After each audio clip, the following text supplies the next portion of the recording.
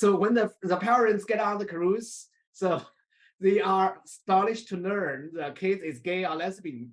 So they cannot they cannot go back because they get on already. And also it's easily for the parents to acceptance the LGBT because when I know some gay or lesbian people who are come out with their parents, and the first sentence they said, here the cruise all is gay and the parents. So basically, the cruise actually promoted and actually motivated 200 people to come out because of the Right. event. Wow, Yes. amazing.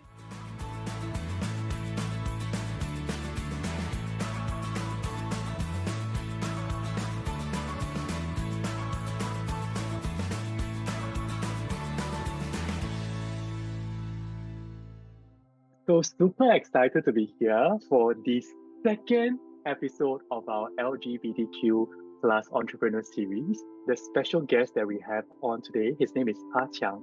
He's actually a very renowned activist and leader within the LGBTQ plus community in China. And he's also executive director of the PFLAG China movement. So PFLAG is actually the country's largest non-profit serving members to the LGBTQ community and their families. So he's leading this movement, and also he's very, very decorated. So Ah Qiang is also part of the Harvard Kennedy School Carr Center Fellow for Human Rights Policy. So he's been serving there as well. So I'm super excited to bring Ah Qiang on board today. So give a big round of applause to Ah Qiang. Hey! Hello, Kenny. Thank you so much for inviting me here, and also, I'm to be honored here. Over the past 15 years, so we have, I think we have had more than 500,000 people to join our offline events. Yeah. What were the most memorable or most significant kind of achievement that you are proud of, right, throughout this whole process of building your movement? Probably, when we have the PFLAG more than 10 years, when we have the 10 years anniversary, we saw more than 800 people to participate our the 10th anniversary in Shanghai. So we invite a hoster to help us to organize the conference. So he gave me the idea. So he said, oh, probably we can organize a cruise the next year. It happened, right? So in 2017, so we organized a cruise from Shanghai to Japan. It's more than 800 people to participate in our cruise. So that's the first time. So the second time is 2019. We organized a cruise from Shenzhen to Yunnan. 1,500 people participate in our cruise. So everybody is very happy. It's like the heaven for the LGBT people. It's no discrimination there. All people is LGBT and their family members, relatives like there, and everybody is put their small rainbow flags after their door, so you can see the rainbow materials everywhere. And Ah Qiang, what I admire about you? You don't take challenges just on face value. You are able to switch it up, think out of the box, and actually have the cruise idea, which is it's not only amazing, right? Because in my belief is that, right, work is work, fun is fun. But if you can combine both your mission and fun, how amazing is that? And that's exactly what you did with the cruise. Oh my God! And please tell me when is the next cruise, because I want to attend with my mom as well. PFLAG, I remember it's more than 200 people in 2019 who bring their parents get on their cruise from Shenzhen to Yunnan. And also mostly they did not come out before they get on the cruise. So when the parents get on the cruise, so they are astonished to learn the kid is gay or lesbian. So they cannot go back because they get on already. And also it's easily for the parents to acceptance the LGBT because when I know some gay or lesbian people who are come out with their parents, and the first sentence they said, here the cruise all is gay and the parents. So that's let their parents feel it's oh really oh okay oh, everybody is relatives is about the LGBT issues. It's okay for the parents. Yeah. Ah Qiang, that reminded of my story as well. When I was trying to come out to my mom 7 years Mhm. ago, right? Every time when I planned the coming out, it was always on holiday. Because the mindset I have is if I tell my mom, right, she cannot escape because she's still going to come back on the plane with me. So in a way, when you talk about the cruise, right, it reminded me of my coming out as well. So thank you, thank you, thank you. So Yeah. that's why I think PFLAG, in the past 15 years, we doing the work, we attract a lot of parents, we doing their training workshop to let the parents, at first they have to accept the LGBTQs, and then they became the volunteers for PFLAG, and then they became the advocate to talk to the other, parents, to talk to the media, to talk to the the government, to doing the work and then. So I think the atmosphere changing right now. So it's not only LGBT people speak out, but also parents also participate to join us, to standing behind us. So that is I think is a significant change for the LGBT movement in China. Yeah, and that's so powerful as well, right? You leveraging on the voice of the parents as well. Because the first video I saw on your YouTube channel was the video of Wei Liang Mama. Yeah, so she Yes. was a mother, right? And when I saw that video, right, I was like so emotional. I was crying and everything. I was following her story. And after that, I was like, Mom, I told Mom, you have to watch this video. Come, watch. And she was crying as well. Then, you know what was our biggest takeaway? Our biggest takeaway was my mom actually felt that she's not alone. Yes. There is somebody out there who is also going through same struggles with her, who is also feeling the things that she's going through, who is also worrying about the same thing as well, right? And the series that you do, the parents, the moms that you showcase, right, really, really provided that comfort, that courage, and that possibility. So I just want to say, oh my God, this is like so good. How did your movement impact your personal relationships, like with your family, or now I heard that you have a partner as well, right? Has your movement impacted you personally on a personal level? When I mentioned I answered the helpline, when people ask a lot of questions, when people call the helplines, I have to answer their question, but I never experienced, so I still remember, when people said, okay, oh, I'm getting married, I really don't want to go back to sleeping with my wife every night. It's just like a nightmare for me. So it shocked me.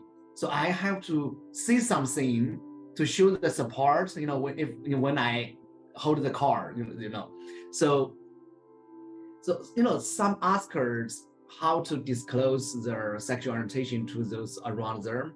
So I had to respond to those questions, which promoted me to reflect on my own life. So that's why when I cannot see the world, it helps the others. I think when I doing the work, the other people help me to think about, I want to be true self, right? So we talk about, so that's why we changed the name called True Self. I want to be true self. I don't want to be someone else. It's a double life living. I don't want that way. So I'm doing the work, I'm doing the community work, and I talk to the other people, and also the other people help me. Today I can be myself, and also every day I think I'm really happy, and also that is my dream life for me. So yeah. It reminded of me of two things. Number one, a lot of people think that coming out, after that, my problems are solved. Like everything will be okay. But no, after coming out, right, that's your day one of being your true self. Day number one. And every single day, right, the movement you are doing, the movement I'm doing, right, I'm discovering myself as well. Like today in this call, I was like, oh, you can actually do a cruise and you can get everybody in. And oh, you have to build trust with parents first, then you can actually get them on. So you see, for me, every single day when I'm on my mission, right, I'm learning, I'm connecting, I'm like bringing your stories to other people as well. So that makes it like so exciting. And actually, I think another thing, right, I think I always want to remind all of us, right, it is more than one conversation. A lot of times, right, when we want to come out to our parents or come out to our loved ones, right, we think that, oh, we try one time. If fail, then I give up. Like, I will not come back again. But you know what? You need more than one conversation. You need to go back and maybe reconnect again, try another different way and everything. So I love it that when you are on the call with people who are calling in the helpline, right, you are showing your support and giving them the courage as well to be their true self and stop living their double life. So, wow, thank you.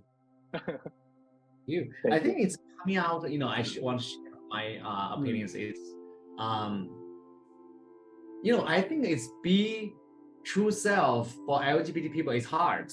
Every day, right? We are probably is living the liar life. We, living the double life for many years, coming up with different people, just like the practice. And then you have the strong heart to be yourself.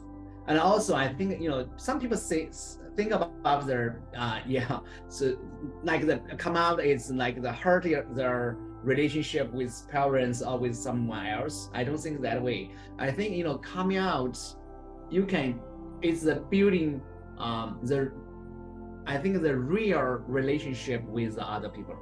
So you can see who love you, right? It's real love. It's not talk about it's unconditional love like that.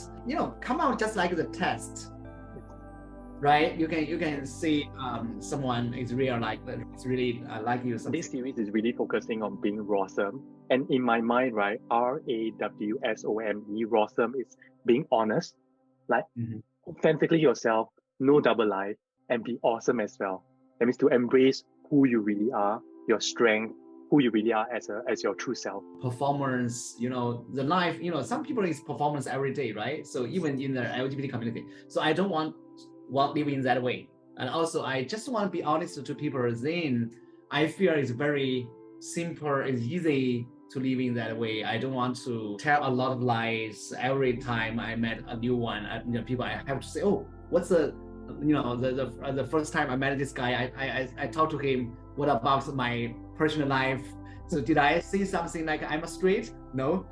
No, every time I don't want to in that way. So still practice in that way, because in Chinese culture, you being honesty, see, to talk to the people is in the, the honesty, it's hard. For some people, if you direction to tell them the truth, for some people they fear it's, they cannot facing the truth, the fact. So that's why I mean, it's, if people can be 100% be honesty, it's really hard. So I'm still, so my goal is I want to be 100% honest person. So that's why I think I am close to that, to my goal, but I still have to practice every day. So I want to be 100% be honest to people, and also I want to live in very simple way, and it's I don't want to it's to do some performance like and thank you for reminding me as well, that being honest, right, is a day-to-day. It doesn't stop. Like every single day I'm doing the work as well. So thank you so much. And Ah Qiang, in one of your video, right, when you're speaking, I think you were speaking in a video, right, at the end of the video you ended off with this quote, and I want to just share this quote back to you again. I love it that you are changing hearts, family by family, dad by dad, and mom by mom.